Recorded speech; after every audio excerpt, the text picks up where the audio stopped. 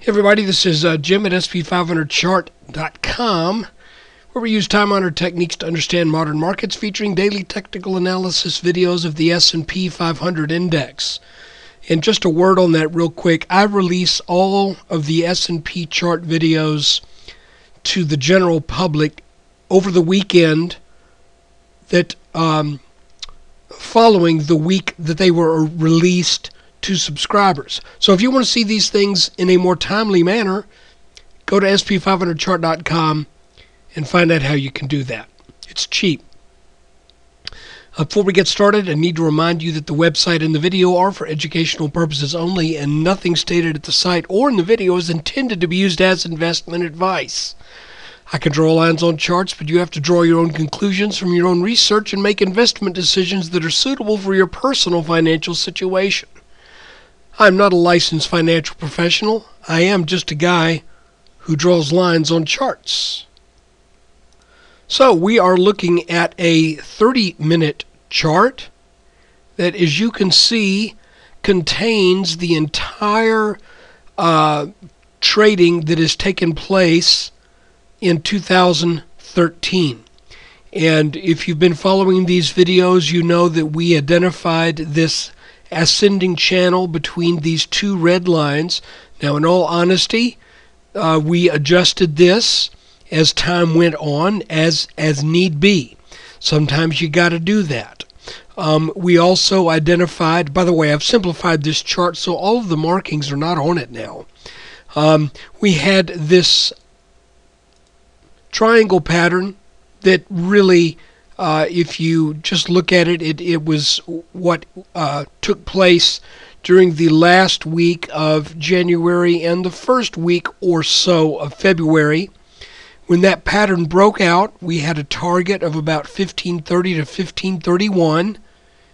And just this past week, the S&P 500 nailed that target almost on the button. Here is our line for the target. That's where the S&P got. Guys, you can't make this stuff up. But after nailing that target, we had 2 days of, 2 days of extreme weakness where the market gave up roughly 34 points at one point, going from the high to the low. And now we spent Thursday and Friday rallying back up. Now, I say we spent Thursday and Friday.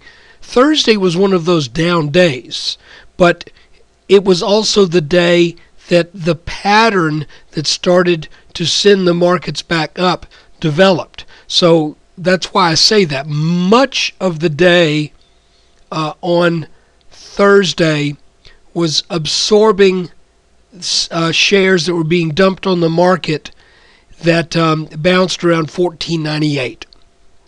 So it was clearly a down day. I don't mean to say that, but I don't mean to say that it was recovered there. But starting in that probably around 2 o'clock or so in the afternoon, that's when the S&P began to try to mount a recovery.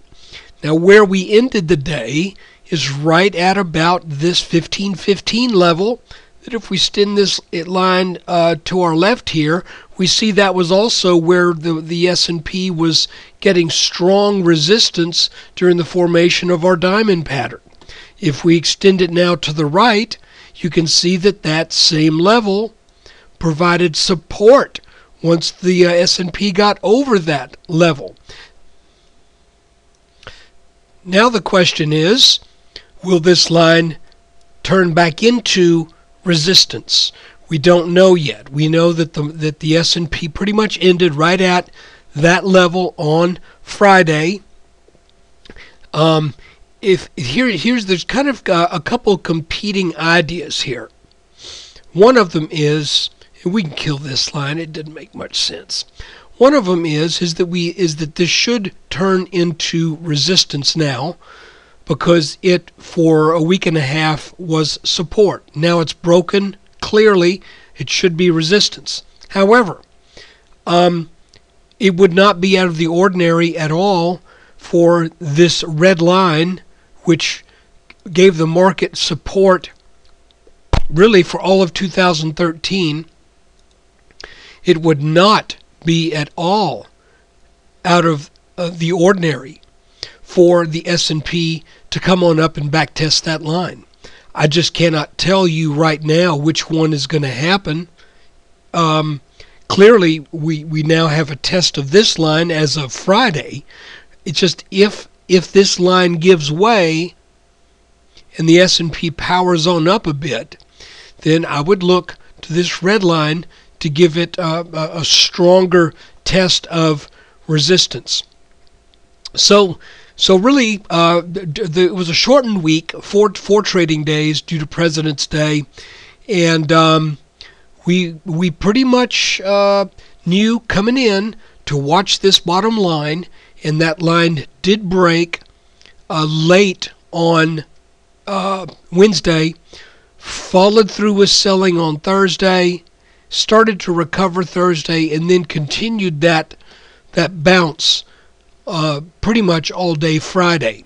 So let's keep our eyes on it going into this week.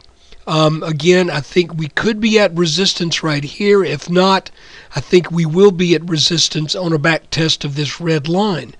Now, just backing out for a second, I think a 30-minute chart shows it best.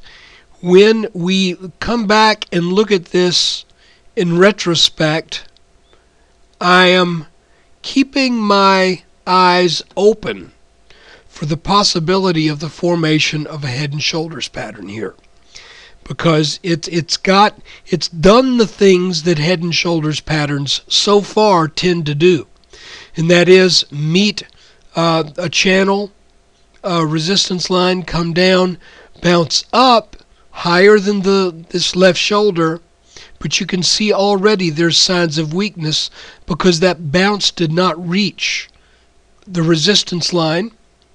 Then a break of the channel, and often the right shoulder in one of these patterns will form as a back test to a channel that was in place before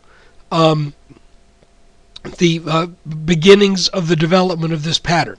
I'm not saying it is one yet, but I'm saying so far a lot of the dynamics seem to be shaping up to where it would not at all surprise me if that's what we end up dealing with as we look at this over the next week or so. So guys, that is the video and the weekly review for the week ending February 22nd, 2013. I want to thank you for your time. I want to thank you for your support. And let's see what the markets serve up for us the week beginning February 25th, 2013. Take care.